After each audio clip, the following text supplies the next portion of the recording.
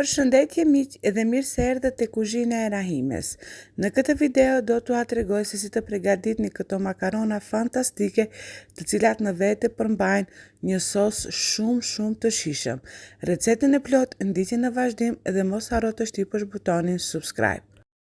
Në një tenxhere shtojmë 2 litra me ujë, pak vaj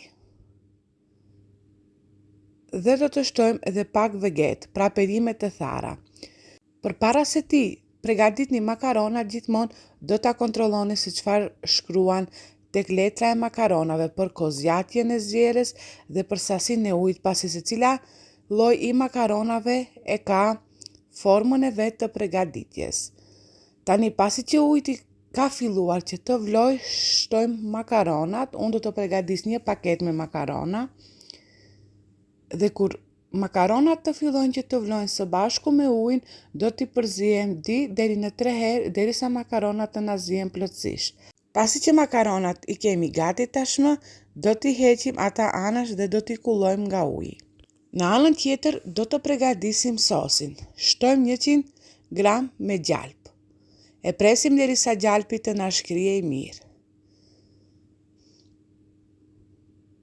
Pastaj tek gjalpi do të shtojmë dhe një qep. Qepa është e mesme, pra ju mund që edhe mos t'i shtoni qep, kjo varet nga shija juaj, por unë i kam shtuar dhe qep. Do ta forgoj mirë derisa qepa të zbutet plotësisht.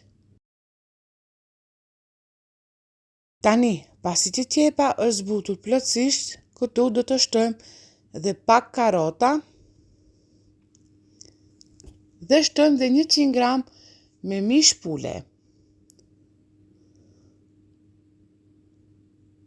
Do t'i përzihem derisa mishi i pulës të skuqet. Tani do të shtojmë dhe erëzat, shtojmë veget, biber të zi, hudhër pluhur dhe pak tumerik, pra shafranin ndije. Të gjitha këto në sasi kanë nga 1 lugë të sheqerit. Do t'i trazojmë mirë dhe kur këto të gjithë të jenë bërë bashk, do të shtojmë 400 ml me krem hopla. Pra krem i cili është për gatime, jo krem për ëmbëlsira. Dhe pasi që kremi është ntrashur mjaftueshëm, pothuajse sosin e kemi gati, tani është radha që ne këtu do të shtojmë dhe 1 lugë me senf. Pra ju mund që t'i shtoni edhe më shumë senf në qoftë se dëshironi, por 1 lugë e sheqerit është e mjaftueshme sa për shije. Dhe ky lloj sosi del me të vërtet tepër i shijshëm dhe shumë unik në shije. Tani sosin e kemi gati dhe makaronat i kemi kulluar nga uji, kështu që sosin do ta shtojmë tek makaronat. Do t'i përzihem në këtë formë dhe ju do t'i servoni ato sipas dëshirës së juaj. Dhe miqtë e mi, kjo ishte receta ime për ju sot.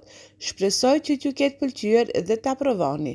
Për recetat më të reja, shtypni butonin subscribe.